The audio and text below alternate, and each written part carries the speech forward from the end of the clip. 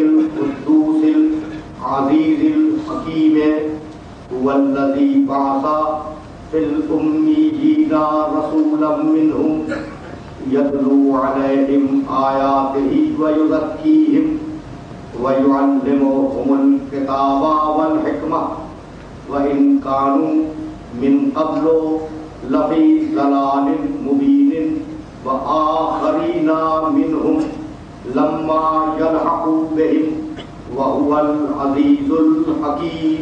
سلام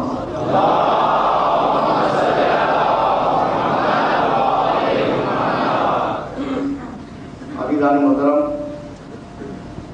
سلسلہ گفتگو بہت آہستہ آہستہ اپنے آخری مراحل سے قریب تر ہوتا جا رہا ہے۔ ان 3 آیات میں پروردگار عالم نے 3 مختلف موضوعات پر گفتگو فرمائی ہے۔ یسبح للہ ما فی السماوات و ما فی الارض، کائنات کا ذرہ ذرہ اللہ کی تسبیح کر رہا ہے۔ الملک القدوس العزیز الحکیم، یہ اللہ ملک بھی ہے، قدوس بھی ہے، صاحب عزت بھی ہے اور صاحب حکمت بھی ہے۔ هو الذی بعث فی الامیین رسولا منہم، اور یہ اللہ وہ ہے کہ جس نے امیین میں ایک رسول کو مبعوث کیا۔ اس رسول کا کام یہ ہے کہ یتلو علیہم آیاتہ، وہ لوگوں کے سامنے اللہ کی آیتوں کی تلاوت کرتے۔ پہلا کام ہے اللہ کی آیتوں کی تلاوت۔ وَيُزَكِّيهِمْ، اور اس رسول کا دوسرا کام یہ ہے کہ وہ لوگوں کے نفس کو پاک بنائے، انہیں تقوی کی تعلیم دے، ان کے نفسوں کا تزکیہ ہے۔ آیات کی تلاوت نفسوں کا تزکیہ۔ وَيُعَلِّمُهُمُ الْكِتَابَ، اور اس نبی کا تیسرا کام یہ ہے کہ وہ لوگوں کو کتاب کی تعلیم دے، قرآن کی تعلیم دے۔ والحکمہ، اور اس نبی کا چوتھا کام یہ ہے کہ وہ حکمت کی تعلیم دے۔ وَإِن كَانُوا مِن قَبْلُ لَفِي ضَلَالٍ مُبِينٍ، اگرچہ اس نبی کے آنے سے قبل ساری انسانیت کھلی ہوئی گمراہی میں مبتلا تھی۔ تو پہلی آیت میں توحید، دوسری آیت میں نبوت، اور اب تیسری آیت میں پروردگار نے ارشاد کیا وَآخَرِينَ مِنْهُمْ لَمَّا يَلْحَقُوا بِهِمْ وَهُوَ الْعَزِيزُ الْحَكِيمُ۔ اور اس نبی کا کام فقط اس کی زندگی میں ختم نہیں ہوتا، ہم نے اس نبی کا فریضہ یہ رکھا ہے کہ وہ لوگ جو ابھی آئے نہیں، وہ لوگ جو ابھی پیدا نہیں ہوئے، وہ لوگ جو ابھی اپنے آباء و اجداد کے اسلاف میں ہیں، وہ لوگ جو ارحام میں ہیں، اس نبی کا فریضہ یہ ہے کہ قیامت تک کے انسانوں کی ہدایت کرے۔ تو فریضہ ہدایت کو انجام دیا کل 23 برس، اور حکم یہ ہے کہ فریضہ ہدایت کو قیامت تک انجام دو۔ آیات کی تلاوت کرتے رہو، نفسوں کا تزکیہ کرتے رہو، کتاب کی تعلیم دیتے رہو، حکمت کی تعلیم دیتے رہو۔ تو میں اپنے محترم سننے والوں سے یہ پوچھنا چاہ رہا ہوں کہ قیامت تک کا فریضہ تھا۔ اس تیسری آیت میں ذکر ہے، پہلی میں توحید، دوسری میں نبوت، اور تیسری آیت میں ابھی قیامت تک اس فریضے کو انجام دینا ہے۔ تو پیغمبر نے کتنے دن فریضے کو انجام دیا؟ کل 23.5 برس۔ بات ہوں گے نا کچھ رسول جیسے جن کا یہ فریضہ ہوگا کہ وہ قیامت تک کی انسانیت کی ہدایت کرتے جائے، تو تیسری آیت میں امامت کو ذکر کیا۔ تلخیص یہی ہے، تیسری آیت میں امامت کا تذکرہ ہے، اور بہت آہستہ آہستہ اپنے سننے والوں کو اس آیت مبارکہ تک لے جاؤں گا۔ پہلا کام ہے آیات کی تلاوت۔ آیات کی تلاوت کا مطلب آیتیں قرآن کی لوگوں کے سامنے پڑھ دو، پڑھ دی پھر فریضہ تمام ہو گیا۔ دوسرا کام نفسوں کا تزکیہ کر دو، پاک بنا دو، تقوی کی تعلیم دے دو۔ تیسرا کام کتاب کی تعلیم، وہ جن قرآن کی آیتوں کی تلاوت کی ہے انہی آیتوں کی اب تعلیم دو۔ تو تنہا تلاوت کافی نہیں تھی، بھائی یہی لانا ہے اپنے سننے والوں کو، ذرا کی مجھے تمیز سے بات آگے بڑھ لیں۔ تنہا تلاوت کافی نہیں تھی، اب اس کتاب کی تعلیم دو، سمجھاؤ اس کتاب کے رموز کیا ہیں، اس کتاب کے اثرات کیا ہیں، اس کتاب میں باریکیاں کیا ہیں، قیامت تک کے آنے والے مسائل ان سب کے حل اس کتاب میں، تو وہ طریقے کیا ہیں جن سے ان حلوں کو نکالا جائے۔ تو اب تلاوت تنہا کافی نہیں بلکہ کتاب کی تعلیم بھی دو۔ بھائی بات تو واضح ہو رہی ہے نا؟ اسی بات کو 4 مختلف مقامات پر پروردگار عالم نے لفظ بیان کے ساتھ کہا.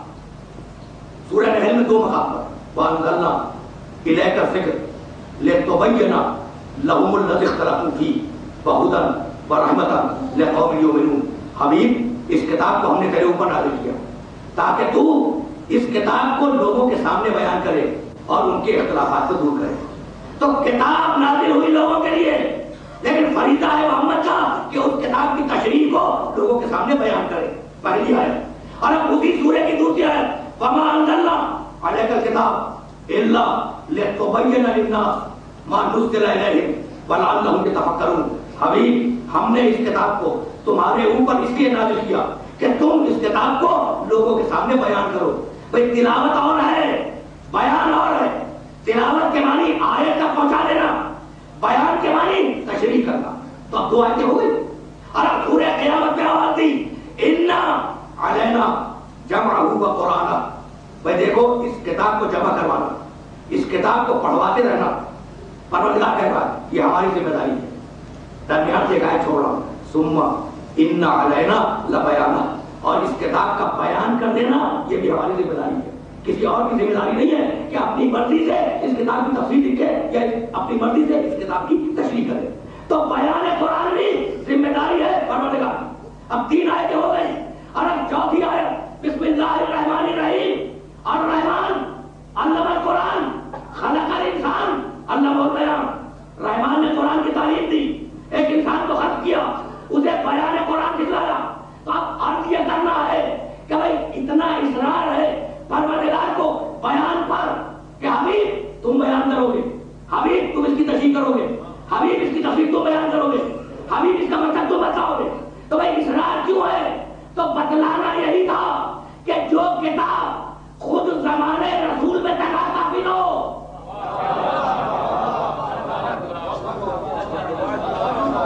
جو کتاب خود زمانے رسول میں تنہا کافی نہ ہو وہ بعد رسول کیسے تنہا کافی ہو جائے گی؟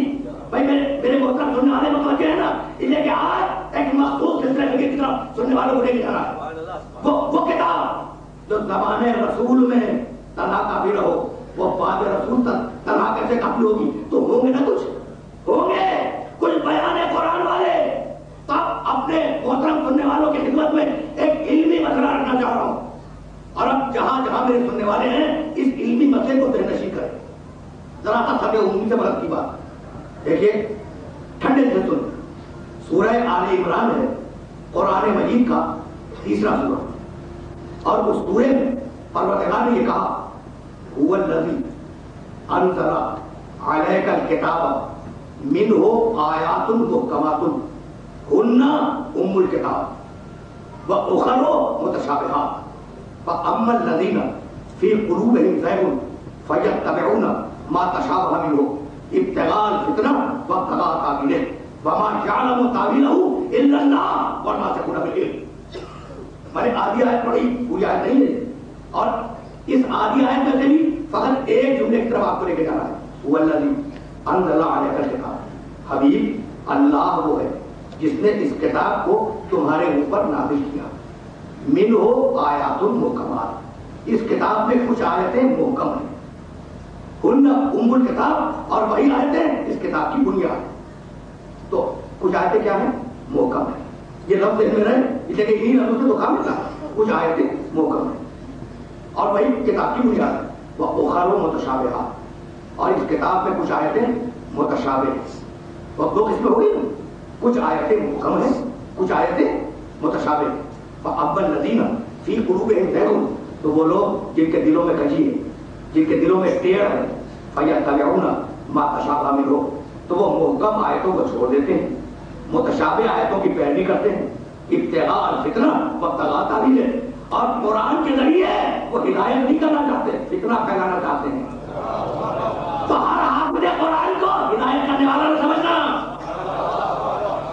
ابتغاء الفتنہ وابتغاء تاویلہ، وہ فتنہ پھیلانا چاہتے ہیں قرآن کے ذریعے، وابتغاء تاویلہ، اور اپنی مرضی کی تعلیم کرنا چاہتے ہیں.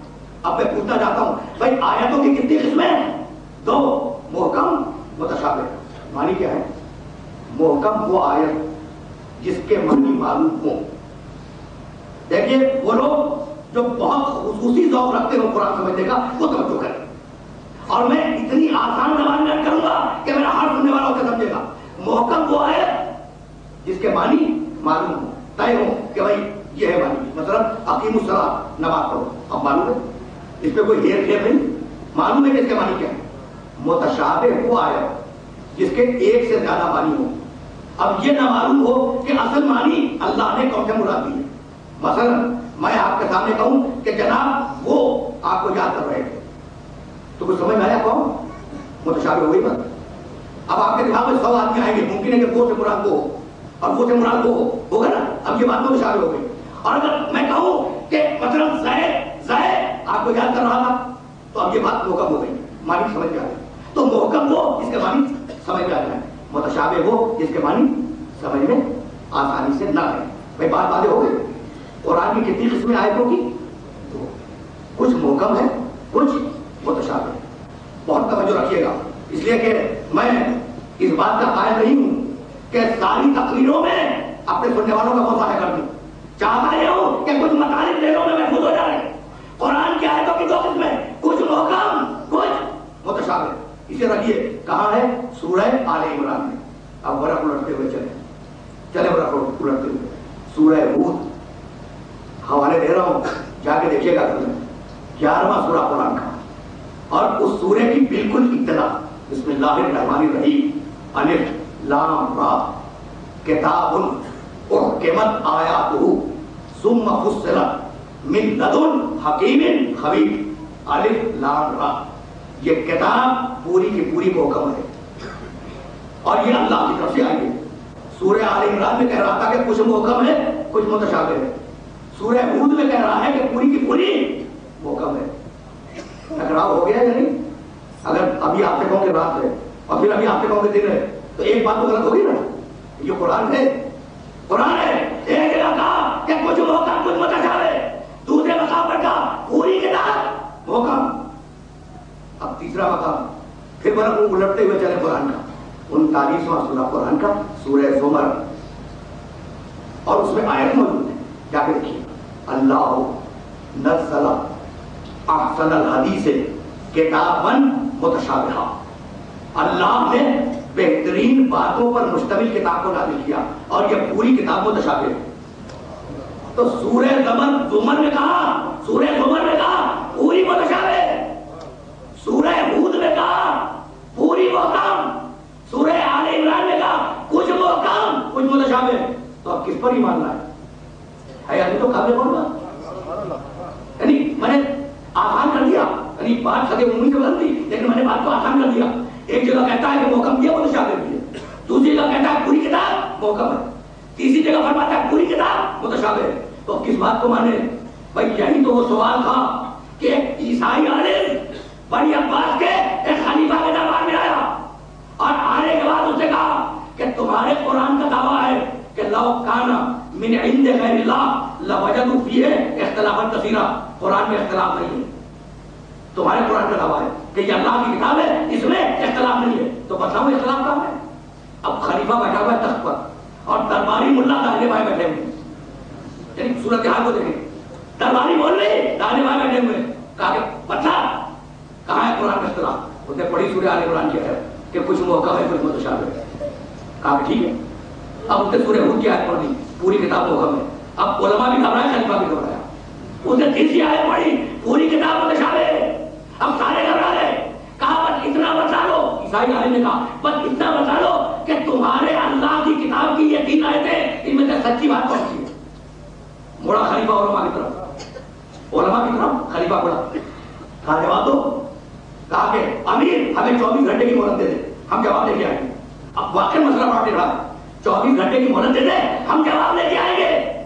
بھائی 24 گھنٹہ گزرا، پھر دربار سجا، خلیفہ بیٹھا، علماء آئے، پھر عیسائی آیا، کہا جواب لائے؟ کہا کہ ہاں امیر جواب لائے، یہ شخص مسلمانوں کو گمراہ کر رہا ہے، اس لیے تجھ پر واجب ہے کہ اس کو قتل کروا دے۔ بھائی یہی جواب ہے۔ اب یہ ہے تاریخ اسلام، یہ ہے تاریخ اسلام، یہ شخص مسلمانوں کو گمراہ کر رہا ہے، تجھ پر واجب ہے کہ اسے قتل کروا دے۔ عیسائی کھڑا ہوا، کہا قتل ہو جانے سے ڈرتا نہیں ہوں، لیکن اتنی بات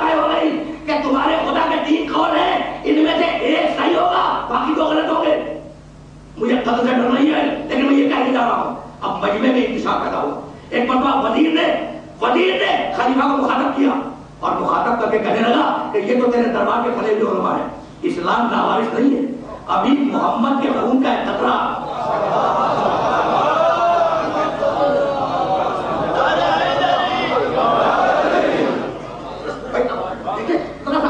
عمومی سے بلند ہوئی ہے، لیکن نتیجہ دینا ہے نا، ابھی علم محمد کا وارث موجود ہے.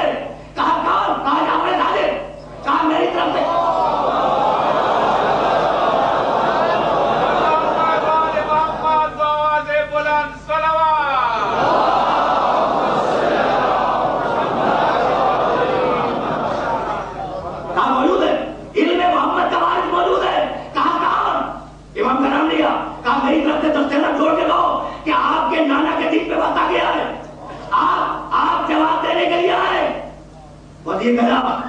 امام سے دستخط جوڑ کے کہا کہ آپ کے نانا کے دین پہ وقت آ گیا.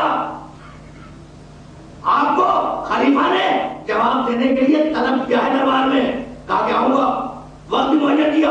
یہ نہیں پوچھ رہے ہیں کہ بھئی کیا وقت پڑ گیا، یہ نہیں پوچھا کہ اعتراض کیا ہے. یہی تو وہ مسئلے ہیں نا جہاں امامت سمجھ میں آتی ہے. یہ نہیں پوچھا کہ بھئی وہ پرابلم کیا ہے، وہ مسئلہ کیا ہے جس کے لیے آئے ہو.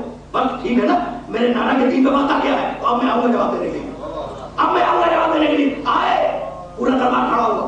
امام کو خلیفہ نے اپنی جگہ پہ بٹھایا، خود ہٹ کے بیٹھا. اب وہ عیسائی آدمی سامنے آیا. اب اسے یہ نہیں معلوم کہ یہ ہے کون، اس عیسائی آدمی کو نہیں معلوم کہ یہ آپ کون لایا گیا.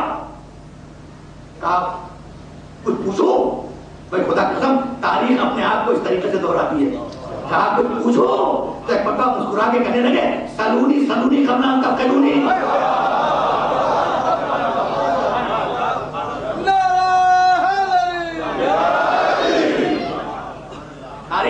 تاریخ اپنے آپ کو اس طریقے سے دہراتی ہے.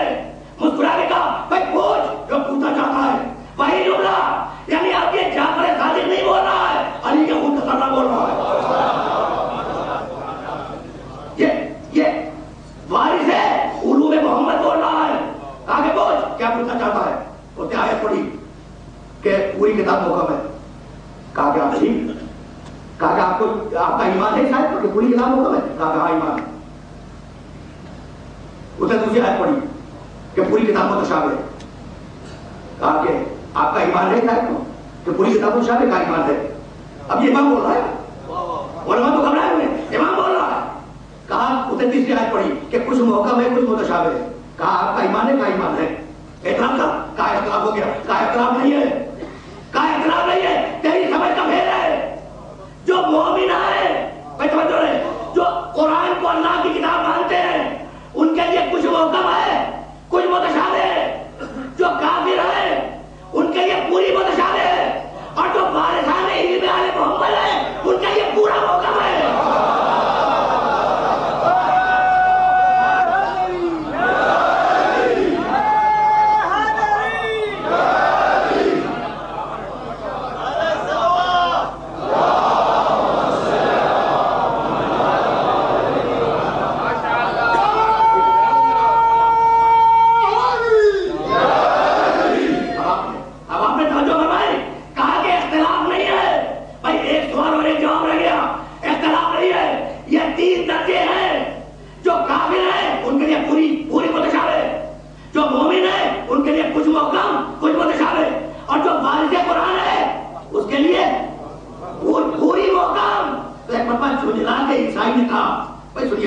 عیسائی نے جھنجلا کے کہا کہ آپ کے اللہ کو ضرورت کیا پڑی تھی کہ قیامت تک رہنے والی کتاب میں ایسی آیتیں رکھ دے جو کسی کی سمجھ میں نہ آئے.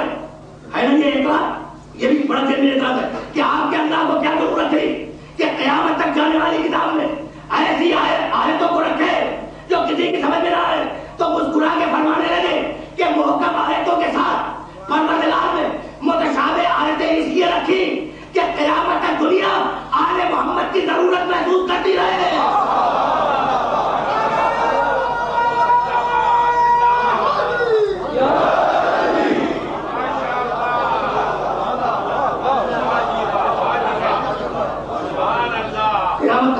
قیامت تک دنیا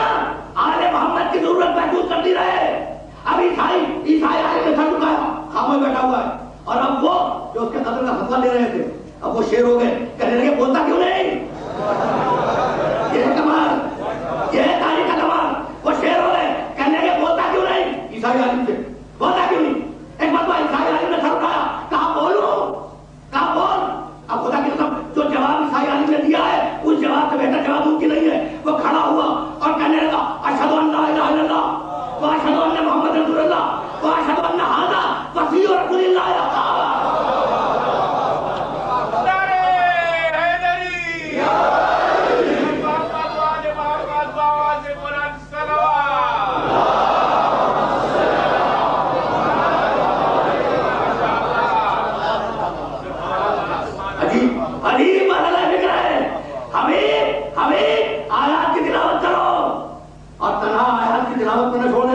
کتاب کی تعلیم دینا، کتاب یعنی واجبات، واجبات کی تعلیم دینا۔ بھائی یاد رکھیں، سنتے رہے ٹھنڈے دل سے، اور اگر میرے کسی محترم سننے والے کو کوئی تشویش ہو یا کوئی بات سمجھ میں نہ آئے وہ بعد میں ویڈیو دیکھیں یا کیسے دوبارہ ہو کے سنیں، اس لیے کہ جو استدلال دے رہا ہوں ان استدلالات کو ذہنوں میں محفوظ رکھنے کی ضرورت ہے۔ کتاب قرآن، اور کتاب کے دوسرے معنی واجبات۔ ان الصلاۃ کانت علی المؤمنین کتابا موقوتا، نماز مومنین پر کتاب تھی، کتاب کے معنی واجب۔ اب بات پھر وہیں آ گئی جہاں میں سننے والوں کو لانا چاہ رہا تھا، بات پھر وہی رکی ہوئی۔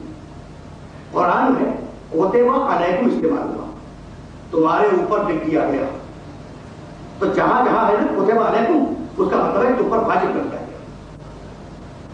جہاں جہاں قرآن میں آیا نا کوتبہ علیکم تم پر لکھ دیا گیا، میں نے بار بار آیت پڑھی ہے، یا ایھا الذین آمنوا کتب علیکم الصیام کما کتب علی الذین من قبلکم، اے ایمان لانے والوں تم پر روزہ لکھ دیا گیا، یعنی واجب کر دیا گیا۔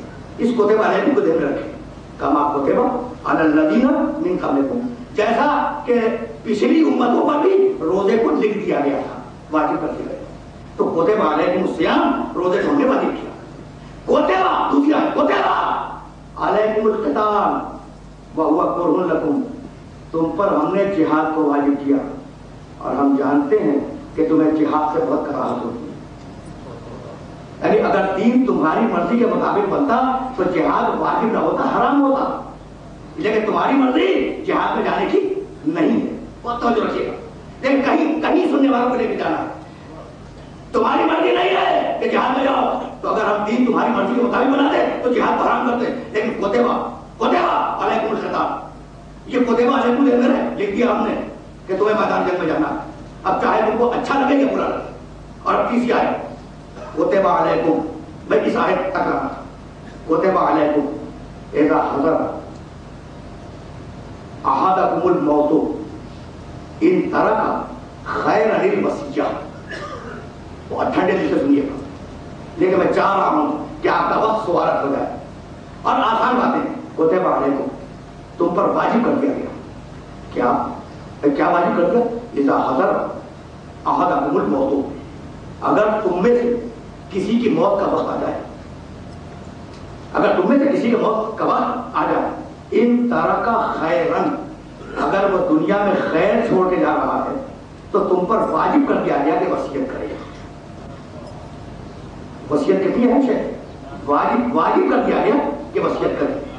میں کہیں لے کے جاؤں گا آپ کو، اور اس لیے یہ جو ساری جو زحمتیں دے رہا ہوں نا وہ فقط اس لیے کہ آپ عرب معاشرے میں رہتے ہیں اور عربی زبان سے مانوس ہیں۔ یہ جو ساری باتیں فقط اس لیے کہ آپ مانوس ہیں عربی زبان سے۔ آیت تو پھر سنیں، کوتبہ علیکم، بھائی دیکھیے گا اب میں آیت کو روایت سے متصل کرنا چاہ رہا ہوں۔ کوتبہ علیکم تم پر لکھ دیا گیا، واجب کر دیا گیا، اذا حضر احدکم الموت، جب تمہاری موت کا وقت آ جائے، ان ترک خیرا، اگر خیر چھوڑ کے جا رہے ہو، ترکہ کے معنی چھوڑ کے جانا، اسی سے ترکہ نکلا ہے، خیر تھا کو معلوم ہے، اگر خیر چھوڑ کے جا رہے تو تم اس کے لیے وصیت کرو۔ طے ہو گئی نا بات؟ ترکہ ذہن میں رہے بھائی، اس ترکہ میں سارا راز اور ساری بلاغت اس لفظ ترکہ میں، اگر خیر چھوڑ کے جا رہے ہو، خیر ترک کرنے کے معنی دنیا میں چھوڑ کے جانا، اگر خیر کو چھوڑ کے جا رہے ہو تو اس کے لیے وصیت کر کے جاؤ۔ تو اب واجب ہے یا نہیں؟ کہ اگر آپ کوئی خیر چھوڑ کے جا رہے ہیں تو اس کے لیے وصیت کریں؟ واجب ہے بھائی، بہت نازک مرحلہ ہے اور کہیں جانا ہے نا، اب ہمارے پاس بات نہیں ہے، بہت تیزی سے ہمیں گزرنا ہے، بھائی کہیں تو جانا ہے نا. ان طرح کا خیر الوصیہ، اگر خیر چھوڑ کے جاؤ تو واجب ہے کہ وصیت کرو. اچھا تو اب کیا رسول مستثنا ہے؟ اب اگر رسول خیر چھوڑ کے جائے تو وہ وصیت کرے، اگر امتی خیر چھوڑ کے جائے تو وہ وصیت کرے. بھائی نماز ہمارے لیے بھی واجب، ان کے لیے بھی واجب، روزہ رسول کے لیے بھی واجب، ہمارے لیے بھی واجب، وصیت ان کے لیے بھی واجب، ہمارے لیے بھی واجب. یہ بات تو طے ہے نا. اچھا تو اب شرط لیکن ایک ہے وصیت کے واجب ہونے کی، خیر چھوڑ کے جاؤ. یعنی میں کہنا یہ کہہ رہا ہوں کہ اگر شرط چھوڑ کے جا رہے ہو تو اس کے لیے وصیت کی ضرورت نہیں ہے. اور اگر کبھی وصیت لکھی بھی تو بیکار کی زحمت تھی. اگر کبھی کوئی وصیت آئی نہیں شرط کے لیے تو وہ بیکار کی زحمت تھی. اس لیے پروردگار کو ہے کہ اگر خیر چھوڑو تو اس کے لیے وصیت کرو. اب قرآن سے پوچھو کہ خیر کیا ہے. توجہ، وَإِذَا سورہ ہے وَإِذَا قِيلَ لِلَّذِينَ اتَّقَوْا مَاذَا أَنزَلَ رَبُّكُمْ قَالُوا خَيْرًا. جب مومنین سے اور صاحبان تقویٰ سے یہ پوچھا جاتا ہے کہ یہ قرآن کیا ہے تو مومنین کہتے ہیں، متقی لوگ کہتے ہیں کہ قرآن خیر ہے. تو قرآن خیر ہے نا، یعنی خود قرآن کیا ہے؟ قرآن خیر ہے. اب ایک خیر قرآن، اب دوسرا خیر کنتم خیر امت اخرجت للناس. اے آل محمد ہم نے پوری امت میں خیر بنایا ہے اور پوری انسانیت کے لیے تمہیں دنیا میں بھیجا ہے. امر بالمعروف کرو، نہی عن المنکر کرو، لوگوں کو نیکی کی طرف دعوت دو. تو قرآن خیر، آل محمد خیر ہے نا. اور آیت کیا تھی؟ ان طرح کا خیرن، اگر کوئی خیر چھوڑ کے جائے تو ان دونوں کے لیے وصیت کرے. ان طرح کا خیرن ہے نا، قرآن بھی خیر، آل محمد بھی خیر. تو اب واجب ہے رسول پر یا نہیں؟ انی تارک فیکم ثقلین.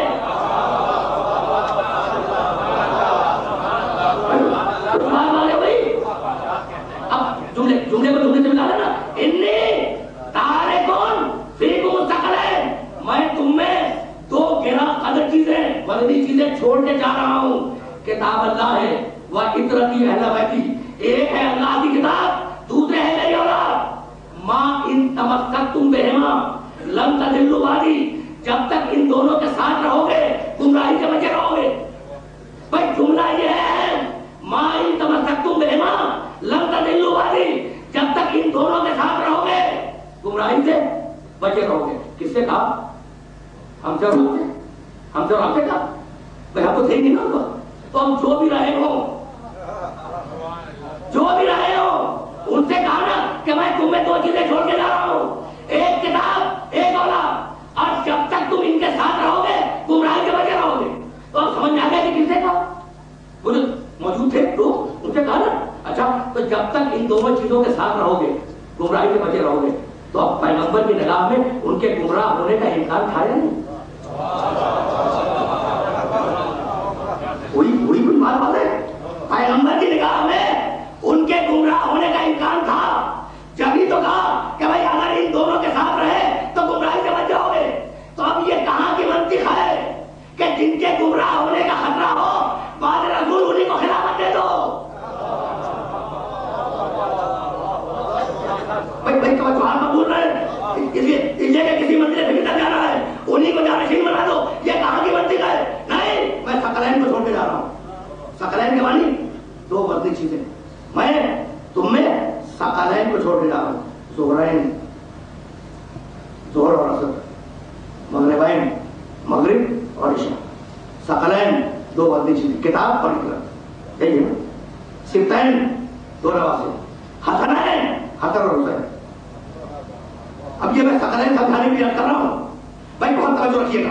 میں ثقلین کو واضح کرنے کے لیے یہ ساری زحمتیں سماج دے رہا ہوں. مغرب ہے، کون سی نمازیں؟ مغرب اور عشاء. بھائی آپ ایسا کر سکتے ہیں کہ ظہر اور عشاء کو چھوڑ کے آپ ظہرین کہتے ہیں؟ کیوں؟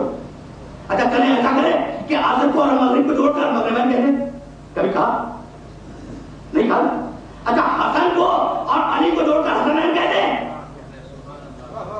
نہیں، جب دونوں کا رشتہ ایک ہو اور دونوں کا وزن ایک ہو، جب تک یہ کا ٹھیکہ آتا ہے تو مغربین وہ نمازیں جو رات کی ہو جن کا مزاج ہے، ظہرین وہ نمازیں جو دن کی ہو جن کا مزاج ہے، ثقلین وہ دو بڑی چیزیں جن کا مزاج ہے.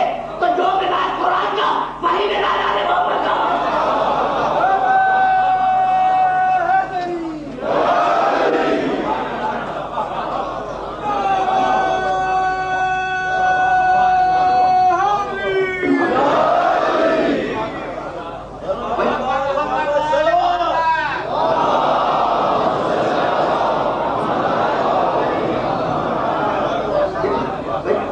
کتنی واضح روایت ہے، ہزاروں مرتبہ سنی ہوگی نا آپ نے روایت، ہزار مرتبہ آپ نے روایت سنی ہوگی. انی تارکون آیت کا ان طرح کا، اگر کوئی چیز چھوڑ کے جا رہا ہے خیر میں تو اس کے لیے وصیت کرے. انی تارکون، میں دو خیر چھوڑ کے جا رہا ہوں. تو اب یہ پیغمبر کی زندگی کا آخری جملہ ہے یا نہیں؟ پڑھے لکھے میں سے پوچھتا ہوں بھائی، ہے نا؟ تارکون کا لفظ بتا رہا ہے کہ یہ رسول کی زبان کا آخری جملہ وصیت ہے. وصیت کے بعد انسان کچھ نہیں بولتا، تو یہ رسول کی زبان کا آخری جملہ ہے کہ بھائی میں کتاب اور اہل بیت کو دے کے جا رہا ہوں، ہے نا؟ بھائی رسول کی زندگی کے دو تاریخی جملے ہیں، ایک پہلا اور ایک آخری، دونوں کو ملا لیں. پہلا جملہ پیغمبر نے نبوت کی زندگی کا فاران کی چوٹی سے کہا، قولوا لا الہ الا اللہ تفلحوا. بھائی اللہ کو ایک مان لو نجات پا جاؤ گے. کہا تھا یا نہیں کہا؟ جس نے اس جملے سے انکار کیا دنیا آج تک اسے کافر کہتی ہے. تو پہلے جملے سے جس نے انکار کیا تھا اسے مسلمان تو کافر کہتے ہیں. تو اب جو اس آخری جملے سے انکار کر دے اس کے متعلق آپ کا فتویٰ کیا ہے؟ نا صاحب نے کہ جو آخری جملے سے انکار کر دے اس کے متعلق آپ کی رائے کیا ہے، آپ کا فتویٰ کیا ہے؟ میں خود اپنی زبان سے کچھ ہی کہنا چاہ رہا ہوں. تو اب دونوں چلے، کتاب چلی عزت چلے. بھائی ساتھ ساتھ جا رہے ہیں اور اب ایک وہ منزل آئی جہاں کتاب بھی موجود، سنت رسول بھی موجود، لیکن مسئلہ حل نہیں ہوتا. اب میں پھر واپس لے چل رہا ہوں تاریخ کی طرف، اور وہی بات کہ 1500 مرتبہ آپ نے واقعے کو سنا ہوگا، لیکن واقعے سے استدلال دینا مقصود ہوتا ہے. کتاب موجود ہے، رسول کی سنت موجود ہے. دو لڑتے ہوئے آئے، میرے محترم مجمع نے یقیناً سنا ہوگا، دو لڑتے ہوئے آئے اور دونوں کا دعویٰ یہ ہے کہ میں ہوں اس کا مالک اور یہ ہے میرا غلام. وہ کہہ رہا ہے کہ میں ہوں اس کا مالک، یہ ہے میرا غلام. سنا نہیں سنا ہے؟ اچھا اب گھبرا گئی حکومت، گھبرا گئی کہ بھائی پرابلم گواہ نہیں کسی کے پاس نہیں، نہ مالک کے پاس نہ غلام کے پاس. دونوں مالک دونوں غلام. پہلا کہتا ہے کہ میں مالک یہ غلام، دوسرا کہتا ہے کہ میں مالک یہ غلام. کیا کرے؟ حکومت گھبرا گئی. بھائی کتاب اگر کافی ہے تو کتاب میں دیکھ لو، اگر کتاب کافی ہے تو کتاب میں دیکھ لو، اور اگر کتاب میں نہ ملے تو سنت رسول میں دیکھ لو. بھائی کتاب و سنت کو بنیاد ہے نا اسلام کی، تو نہ کتاب میں ملا نہ رسول کی سنت میں ملا. گھبرائے ہوئے آئے کہ جانی کو فیصلہ کرو. اب اس کے بعد آئے میں کہا جواب منظور ہے. اس کے بعد مجھے جو قرآن کے ساتھ چھوڑا گیا کہ یا علی کچھ فیصلہ کرو. بھائی تاریخ کا بڑا اہم فیصلہ ہے اور آپ سنیں گے حیران ہو جائیں گے. یعنی وہ فیصلہ جو علی نے کیا وہ تو بڑا واضح ہے، لیکن اندر سے جو فیصلہ نکلا ہے نا اس سے سن کے حیران ہو جائیں گے. علی کے بعد آئے کہ علی کچھ فیصلہ کرو. کہا کیا ہے؟ کہا یہ کہتا ہے کہ میں مالک ہوں یہ غلام. اور کہا یہ کیا کہتا ہے؟ کہتا ہے کہ میں مالک ہوں یہ غلام. کہا اتنی سی بات کہیے میرے پاس ہے، اتنی سی بات. کہا لیکن علی فیصلہ کرو، وہی فیصلہ کرو. کتاب میں کچھ نہیں ملا، گواہی کوئی موجود نہیں، سنت رسول میں کوئی حل موجود نہیں. کہا کہ پیغمبر ذرا مسجد کی دیوار میں کو سوراخ تو کرو، مسجد کی دیوار میں کو سوراخ ہو. حکم دیا پیغمبر کو کہ ان دونوں کو باہر لے جاؤ اور لے جانے کے بعد ان دونوں کی گردنیں اندر داخل کر دو. اب جسم باہر ہے اور گردنیں دونوں کی اندر ہے. اور اب علی لوگوں سے باتیں کر رہے ہیں، ان کی طرف متوجہ نہیں. دیر گزر گئی. اب وہ جو فیصلہ کروانے آئے تھے کہ فوری فیصلہ کرو، اب گھٹنے دبا رہے ہیں کہ علی فیصلہ کرو، اور علی متوجہ نہیں. اور وہ بھی سوچ رہے ہیں کہ یہ مسئلہ کیا ہے کہ جسم باہر گردن اندر. جب لوگ واقعے کو بھول گئے تو ایک مرتبہ پیغمبر نے کہا پیغمبر غلام کی گردن کاٹ دے. وہ جو واقعی غلام تھا اس نے اپنی گردن پھینکی اور جو مالک تھا اس نے گردن رکھی. واقعہ غلام تھا اس نے گھبرا کے اپنی گردن پھینک لی، اور جو واقعہ آقا تھا اس کی گردن وہی موجود رہی. تو علی نے قیامت تک کے لیے فیصلہ کر دیا کہ اگر مالک اور آقا مشکوک ہو جائے تو تلوار کا فیصلہ کروانا، جو تلوار کے بھاگے وہ غلام، جو تلوار کے سامنے رکا رہے وہ غلام.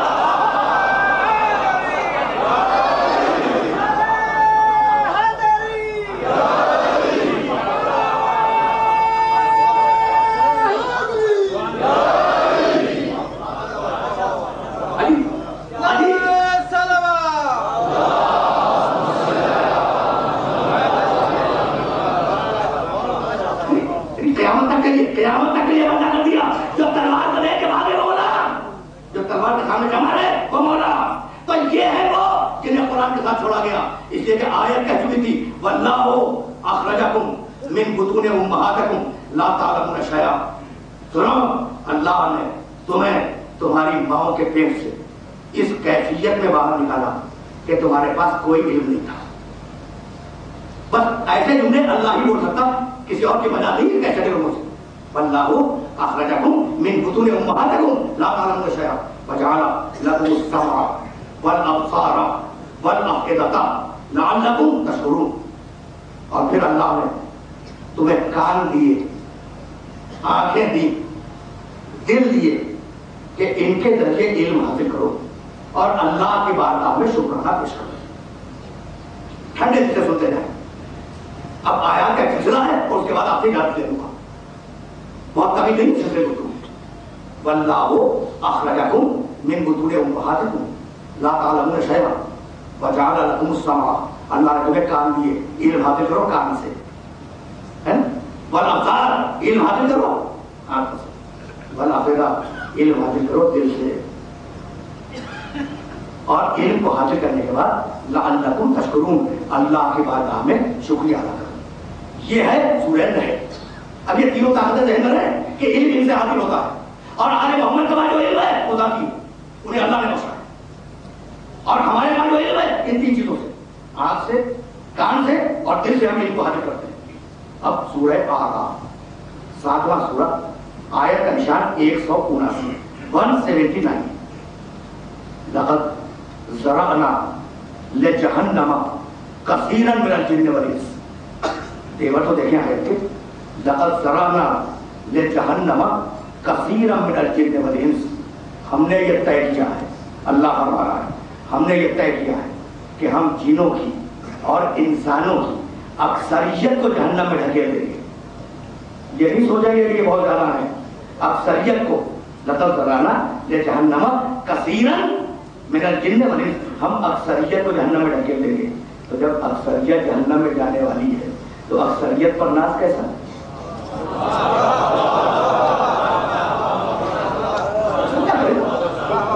اس طریقے سے سوچا کریں جس طریقے سے قرآن چاہتا ہے کہ سوچیں. بس کس بات پہ ناز ہے؟ اس لیے کہ اکثریت تو جہنم میں جانے والی ہے. اچھا تو کیوں جانے والی ہے؟ بھائی توجہ ہے. اب جہنم میں اکثریت جانے والی کیوں؟ لہم قلوب لا یفقہون بہا، دل ہے سوچتے ہی نہیں، دل ہے سوچتے ہی نہیں. اب اللہ بولا لہم اعین لا یبصرون بہا، آنکھیں ہیں دیکھتے ہی نہیں. اب دل ہو نہ سوچو جہنم میں ڈھکیل دیں گے، آنکھیں ہو نہ دیکھو جہنم میں ڈھکیل دیں گے. لہم آذان لا یسمعون بہا، کان ہے سنتے ہی نہیں. یعنی اب دیکھیں اللہ کو کتنی شکایت ہے، دل ہے سوچتے نہیں، آنکھیں ہیں دیکھتے نہیں ہیں، کان ہے سنتے نہیں. اولئک کالانعام، یہ تو مویشیوں جیسے ہیں، جانور ہے جانور. یعنی میں نہیں کہہ رہا ہوں، قرآن کہہ رہا اولئک کالانعام، یہ مویشی ہیں جانور ہیں، بل ہم اضل، اس سے بھی بدتر ہیں، اس سے بھی بدتر ہیں. اولئک هم الغافلون، اور سچے کافر یہی ہیں جو جہنم میں جانے والے ہیں. کون؟ بھائی توجہ رہے، کون جہنم میں جائے گا؟ آنکھ ہو اور نہ دیکھے، کان ہو اور نہ سنے، دل ہو اور غور نہ کرے، ہے نا. بھائی توجہات موجود رہیں. اسی لیے پیغمبر نے تینوں طریقے استعمال کیے. ہاتھوں پہ اٹھایا تاکہ ساری آنکھیں دیکھ لیں،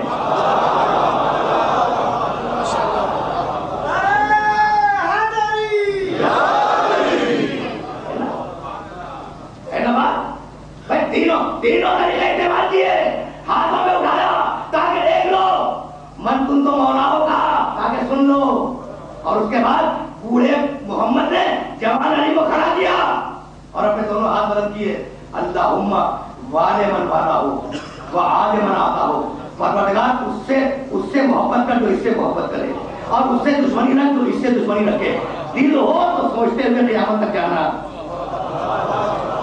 تینوں طاقتوں کو حجت تمام کر دی، غدیر خون کے میدان میں تینوں طاقتوں کی ہدایت کی، آنکھ سے دکھایا، کانوں کو سنایا، اور اس کے بعد دعا مانگی تاکہ دل و دماغ سے غور کرتے ہوئے جاؤ، بھائی بات تو آگے ہو رہی ہے اور آگے چلے، بھائی کہیں لے جانا ہے، اور اب بہت زیادہ میرے پاس وقت نہیں ہے، بہت تیزی سے میں اتر رہا ہوں۔ اچھا آنکھ ہو اور انسان نہ دیکھے ممکن ہے، تجربہ کر کے دیکھ لیں، بھائی آپ کی آنکھیں کھلی ہوئی ماشاء اللہ صحت مند ہیں، آپ مجھے دیکھ رہے ہیں تو آپ کوشش بھی کریں کہ نہ دیکھیں تو نہیں، یا تو آنکھ بند کریں، اور نہیں اگر کھلی ہوئی ہے تو دیکھیں گے، اللہ کرا کہ آنکھیں ہیں دیکھتے رہیں۔ اچھا آپ میں بول رہا ہوں، چاہے کوئی پسند کرے یا نہ کرے، اگر کان صحیح ہے تو سنے گا، اللہ کہہ رہا ہے کہ کان ہے سنتے رہیے، صحیح ہے نا، آنکھ ہے دیکھتے نہیں یا کان ہے سنتے نہیں، تو مطلب کیا ہوا؟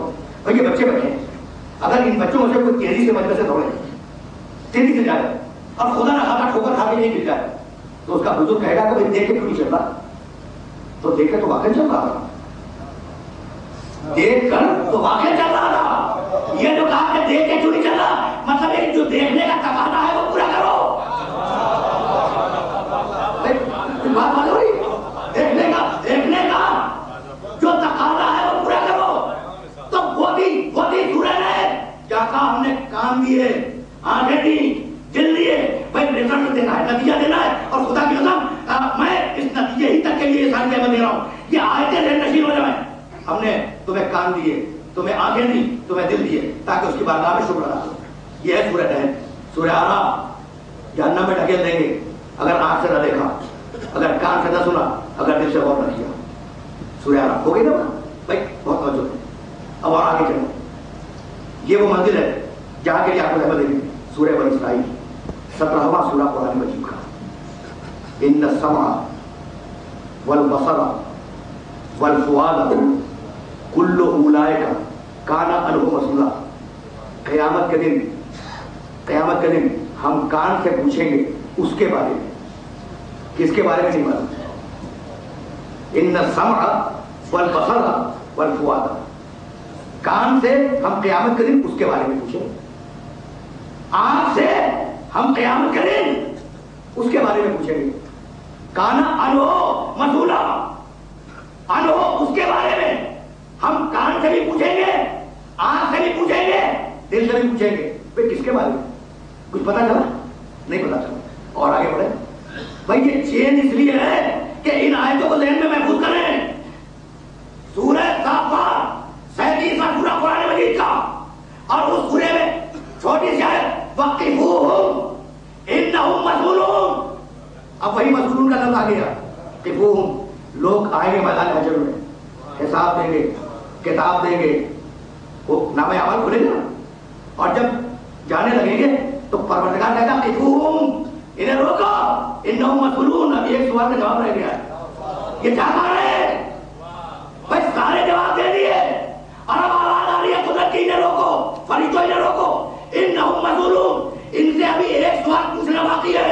ایک مرتبہ حضرت ابو ہریرہ رضی اللہ تعالیٰ عنہ نے ہاتھ جوڑے اور کہا کہ یا رسول اللہ وہ ایک سوال کیا ہے کہ جس کے لیے سب کو روک لیا جائے گا؟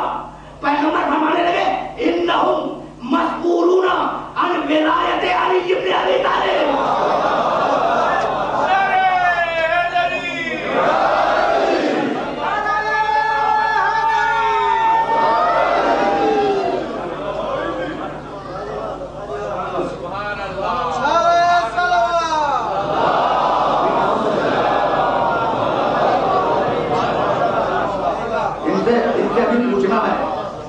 ان سے کے بعد پوچھنی ہے کہ علی کی محبت میں دل ہے یا نہیں، کیا یوں ہی جا رہے ہیں جنت کی طرف؟ انہم مسئولون عن ولایت علی بن ابی طالب۔ تو اب سمجھ میں آ گیا کہ کان سے کیا پوچھا جائے گا، اب سمجھ میں آیا کہ آنکھ سے کیا پوچھا جائے گا، اب سمجھ میں آیا کہ دل سے کیا پوچھا جائے گا، ولایت علی ابن ابی طالب آنکھ سے بھی پوچھا جائے گا, کان سے بھی پوچھا جائے گا, دل سے بھی پوچھا جائے گا.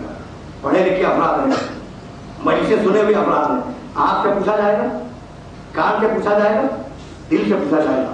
اسی لیے پیغمبر نے آنکھ کے لیے کہا النظر الی وجہ علی کی عبادت, علی کے چہرے کو دیکھنا عبادت ہے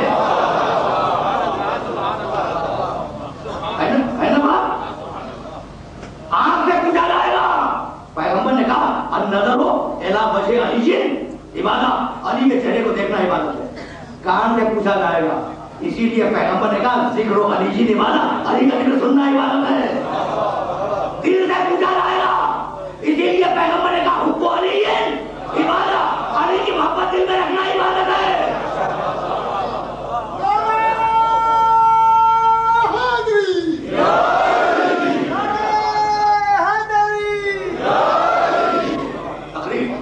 تقریر آخری مرحلے میں داخل ہو گئی, تقریر آخری مرحلے میں داخل ہوئی.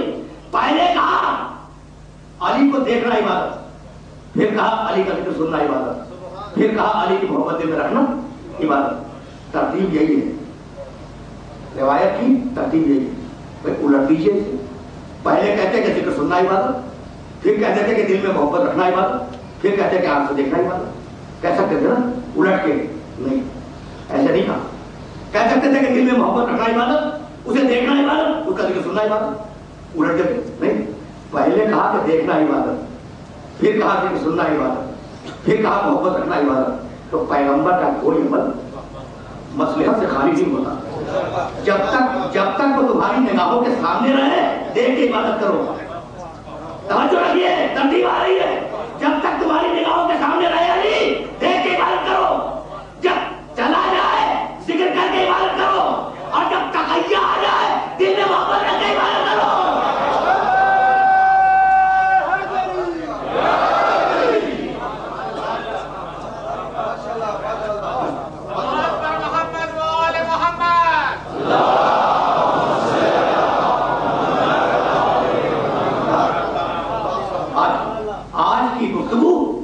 مرحلے فکر پر اختتام پذیر ہو رہی ہے. جانا مجھے کہیں اور تھا, لیکن آج گفتگو کو اس منزل پر روک رہا ہوں. بھائی علی ایک علامت ہے سارے آل محمد کے لیے. علی فقط علی کی محبت عبادت نہیں, پورے آل محمد کی محبت عبادت. علی ایک سمبل ہے, علی ایک شعار ہے, علی ایک علامت ہے پورے آل محمد کے لیے. اسے دیکھا گویا کہ سارے آل محمد کو دیکھیے, اس کا ذکر کیا سارے آل محمد کا ذکر کیا, اس کی محبت دل میں رکھی سارے آل محمد کی محبت دل میں رکھی. اب میں کیسے عرض کروں کہ حضرت انس ابن مالک رضی اللہ تعالیٰ عنہ صحابی رسول صحبت پیغمبر سے فیضیاب ہوئے ہیں, جلیل القدر بزرگ ہیں. میں اب مسائل کی طرف جا رہا ہوں, لیکن چاہ رہا ہوں یہ دو جملے کہتا رہا ہوں. بھائی خدا کی قسم, یہ جو صحابہ کرام ہیں انہوں نے ایسی روایتیں بیان فرمائی ہیں کہ اگر وہ روایتیں نہ آتی تو پوری طرح دین سمجھ میں نہ آتا. ایسی روایتیں بیان فرمائی تو بڑا احسان ہے. اب حضرت ابو ہریرہ رضی اللہ تعالیٰ عنہ کی روایت دیکھی آپ نے, انہوں نے پوچھ لیا کہ یہ کون سا سوال ہے, تو اگر نہ پوچھتے تو جواب نہ آتا ہم تک, اگر نہ پوچھتے تو ہم نے جواب نہ آتا. تو حضرت انس بن مالک رضی اللہ تعالیٰ عنہ جلیل القدر صحابی, پیغمبر کے بڑے صحابی, صحبت میں فیض یافتہ لوگوں نے دیکھا بعد رسول کہ وہ کدو بڑی رغبت سے کھاتے ہیں. بڑی معتبر کتابوں میں روایت ہے, کدو بڑی رغبت سے روز فرماتے ہیں. کسی نے کہا کہ ظاہر ہے کہ آپ نے پیغمبر اکرم کی صحبت دیکھی ہے اور پیغمبر سے فیض حاصل کیا ہے, یہ کیا کدو سے جو آپ کی محبت ہے اس کا کوئی خصوصی ربط ہے پیغمبر سے؟ کہا ایک دن پیغمبر اکرم میرے گھر میں دعوت میں تشریف لائے اور میں نے کدو کا سالن کی خدمت پیش کیا. تو میں نے دیکھا پیارا بڑا تھا, شوربا تھا, کدو کے ٹکڑے تھے. تو میں نے دیکھا کہ پیغمبر اکرم کدو کے ٹکڑوں اس پیالے کے اندر سے تلاش کر کر کے انتہائی رغبت سے کھا گئے. تو اس دن سے مجھے کدو کے ٹکڑوں سے محبت ہو گئی. یہ ہے سنت رسول کی پیروی کرنے والا صحابی, ہے نا. تو اب یہ کون سی منطق ہے کہ کدو کے ٹکڑوں سے محبت ہو جائے اور محمد کے دل کے ٹکڑوں سے نفرت ہو جائے؟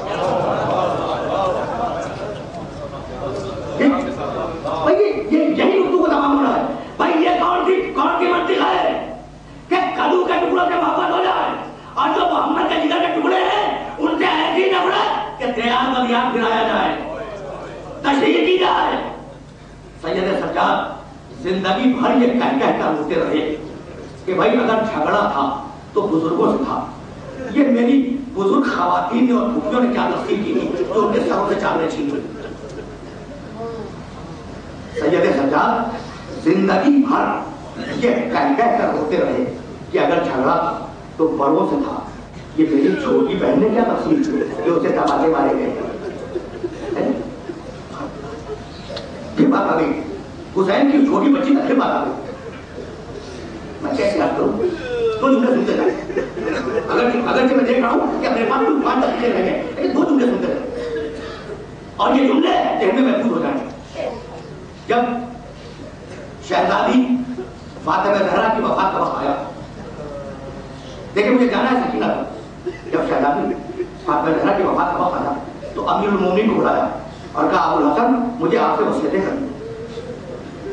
آپ ایسا کریں کہ بچیوں کو کنیز کے حوالے کریں اور بچوں سے کہیں کہ وہ جائیں نانا کی قبر کی زیارت کے لیے, اور آپ دروازے کو بند کر دیں, میرے پاس بیٹھ جائیں تاکہ میں وصیت کروں. بچیاں گئی کنیز کے ساتھ. بہت تفصیلی واقعہ ہے لیکن وقت میں گنجائش نہیں ورنہ مسائل بھی تفصیل کے ساتھ رکھ کرتا. بچیاں گئی کنیز کے ساتھ. بچوں سے کہا حسن سے حسین سے علی نے جاؤ بیٹو جاؤ اپنے نانا کی قبر کی زیارت کے. بچے گئے قبر رسول کی زیارت کی. علی بیٹھ گئے. فاطمہ نے وصیتیں کی. علی نے ان وصیتوں کو قبول کیا. پھر علی نے وصیتیں کی. فاطمہ زہرا نے ان وصیتوں کو قبول کیا. کبھی وقت ہوگا تو وصیتوں کی تفصیل کروں گا. فرمانے نہیں کہ علی ابو الحسن اگر میں نے تمہارے حق خدمت میں کوئی تقصیر کی ہو تو مجھے علی معاف کر دینا, قیامت میں شکایت کرنا. علی علی امیر المومنین کانپنے لگے. کہا بنت رسول خدا گواہ ہے تم نے میری خدمت کے حق میں کوئی تقصیر نہیں کی. کہا ابو الحسن میری دوسری وصیت یہ ہے کہ میرے مرنے کے بعد میرے چھوٹے بچے بے ماں کے ہوں گے, یتیم ہو جائیں گے, تو ان سے سخت لہجے میں بات نہ کرنا. ان سے سخت لہجے میں بات نہ کرنا. اور اگر میرے چھوٹے بچوں سے کوئی تقصیر ہو جائے تو انہیں معاف کر دینا. کہا نہیں کیونکہ رسول نہیں, تمہارے بچے صاحبان نبی رہے, تقصیر کا کوئی امکان نہیں ہے. تقصیر کا کوئی امکان نہیں ہے. پوری تفصیلی وصیت ہے اور اسے اتنا بیان کرنا مقصود نہیں ہے. وصیتیں قبول کی علی نے اور پھر علی نے وصیتیں کی کہ بیوی جب میں تمہیں بیاہ کے لایا تھا تو میں مفلس تھا اور میں تمہاری خدمت کر سکا, تو قیامت میں اپنے بابا کو میری شکایت کروں. یہ جز ہے, بڑی طویل وصیت ہے, یہ اجزا ہے جو مختلف جگہوں سے بیان کر رہا ہوں. علی نے فاطمہ کی وصیت کی, فاطمہ نے علی کی وصیت کی. ابھی دونوں بیٹھے ہوئے گریہ کر رہے تھے کہ اتنے میں زور زور سے دروازہ پیٹنے کی آواز آئی. علی نے پوچھا کون ہے؟ دونوں بچوں نے شہزادوں نے آواز دی میں حسن ہوں, میں حسین ہوں. ایک مرتبہ علی نے دروازہ کھولا, دونوں کو گود میں لیا اور کہا بیٹو میں نے تو تمہیں نانا کی قبر پر زیارت کے لیے بھیجا تھا کہ تم اتنی جلدی کیسے چلے آئے؟ ہمارا وقت لکھتا ہے خدا کی قسم یہ جملے کے لیے سہمت تھی, ہم نے تو تمہیں نانا کی قبر پر زیارت کے لیے بھیجا تھا, تم اتنی جلدی واپس کیسے آئے؟ دونوں بچوں نے رو کے کہا کہ بابا جیسے ہی ہم اپنے نانا کی قبر کے قریب پہنچے ابراہیم خلیل اللہ کی آواز آئی کہ یا رسول اللہ فاطمہ زہرا کے یتیم آ رہے. تو بابا کیا ہماری اماں مر گئی؟ کہا نہیں بیٹو نہیں, تمہاری اماں بھی زندہ ہے. بھائی یتیم ہوئے نہیں تھے, یتیم ابھی ہوئے نہیں تھے, یتیم بعد میں ہوئے, لیکن یتیمی کا صدمہ ایسا تھا کہ برداشت نہ ہوا, نانا کی قبر پہ آ گئے. اب اس یتیمہ کا کیا عالم ہوگا؟ اب اس یتیمہ کا عالم کیا ہوگا جو حسین کے سینے پر سونے کی آتی تھی؟ میں عرض کر رہا تھا, میں اپنے محترم سننے والوں سے عرض کر رہا تھا کہ حسین کی اور اصحاب حسین کی پیاس اپنے عاشقوں میں ختم ہو گئی, لیکن سکینہ پیاسی ہے, سکینہ پیاسی ہے. کل جہاں مسائل رکے وہاں جا کے جا رہا ہوں. اکیلے ناکے پر بچی باندھی گئی.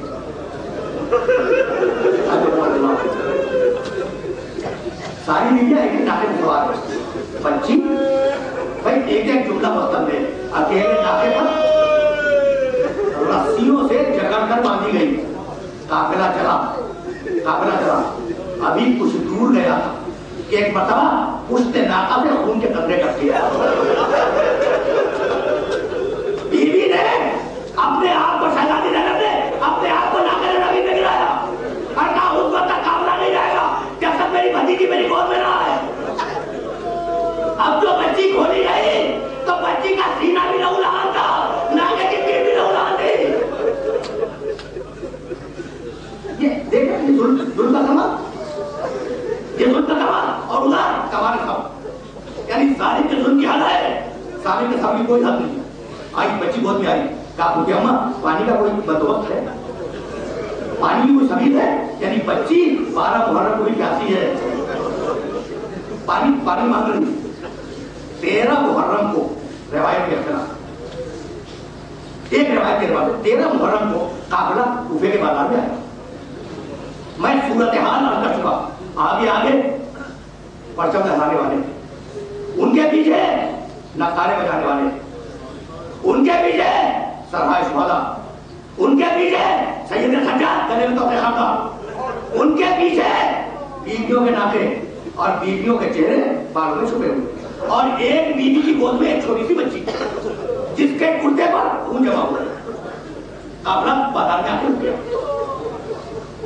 راوی کہتا ہے کہ مجھے بالکل نہیں معلوم تھا کہ یہ کس خاندان کے قیدی, لیکن میں اس ناکے کے قریب کھڑا تھا جس ناکے پر ایک بچی کو گود میں لیے ہوئے تھے. اب مجھے کیا معلوم کہ وہ بیوی کون ہے وہ بچی کون ہے. میں کھڑا تھا, میں نے دیکھا اس کے اگلے حصے پر خون جمع ہوا. ایک مرتبہ اس بچی نے اپنا سر اٹھایا اور کہا مجھے اماں ایک بات کہوں. آپ کہو بیٹی. کہا مجھے اماں میں بہت پیاسی, کوفے کے بازار میں آ گئی, کسی پیاس ختم نہیں. وہ بھی اماں میں بہت پیاسی ہوں, میرے لیے ایک گھونٹ پانی کا بندوبست کرو.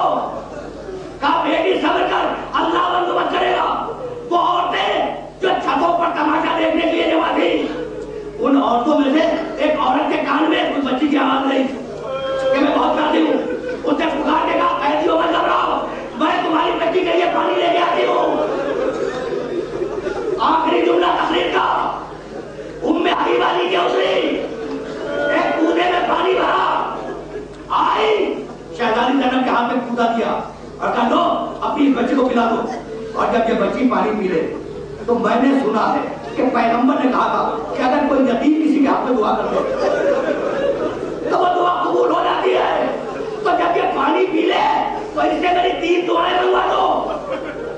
بس یہ سننا تھا کہ شہزادی نے کودے کو واپس لے لیا اور کہا بیٹی پہلے اس کے لیے دعا کر دے پھر پانی پینا. کہا مطلب کہ تیری دعا کیا ہے؟ کہنے لگی ام حبیبہ کہنے لگی بچی سے کہ میرے پاس بھی تمہاری طرف چھوٹے چھوٹے بچے ہیں, تو پہلی دعا تو یہ کرو کہ اللہ میرے بچوں کو تمہاری طرح یتیم نہ کرے. اب دیا نہ پھرا ہے. بچی نے اپنے ننھے ہاتھ بلند کیے اور کہا پروردگارا میری طرح کے بچے یتیم نہ ہو. کہا دوسری دعا کیا ہے؟ کہا دوسری دعا یہ کہ میرا شوہر سفر میں گیا ہوا ہے, بخیریت وطن واپس آئے. بچی نے دعا کی کہ پروردگارا اس کا شوہر بخیریت وطن واپس آ جائے. کہا کوئی اور دعا ہے؟ کہا ایک دعا اور ہے.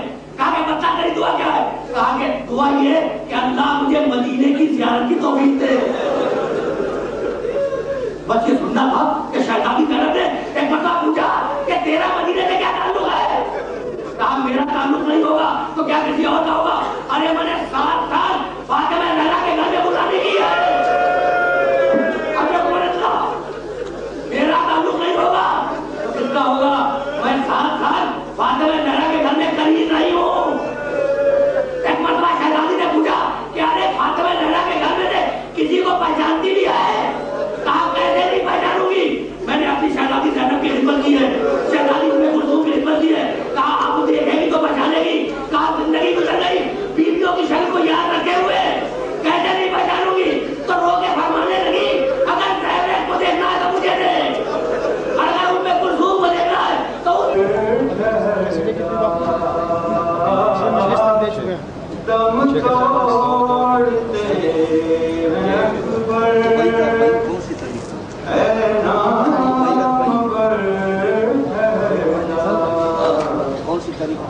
کیا ملے گا تجھ کو سغرا کا خط سنا کے، اب کیا ملے گا تجھ کو سغرا کا خط سنا کے۔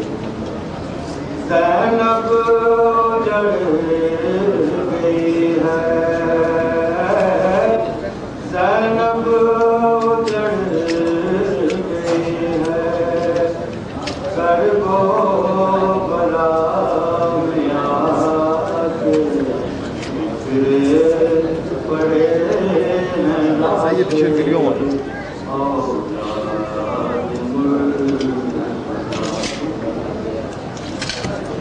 زخمی ہے کان دونوں، بے حال ہے سکینہ، زخمی ہے کان دونوں، بے حال ہے سکینہ، دریا سے کون لائے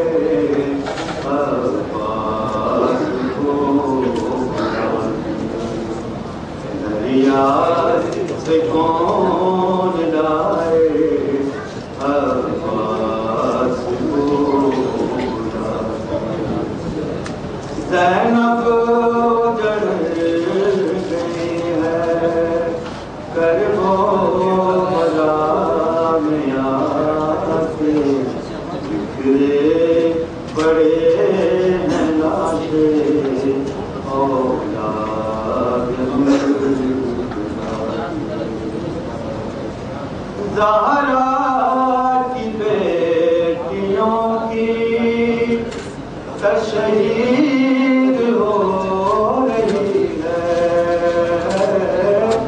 زہرا کی بیٹیوں کی تشہیر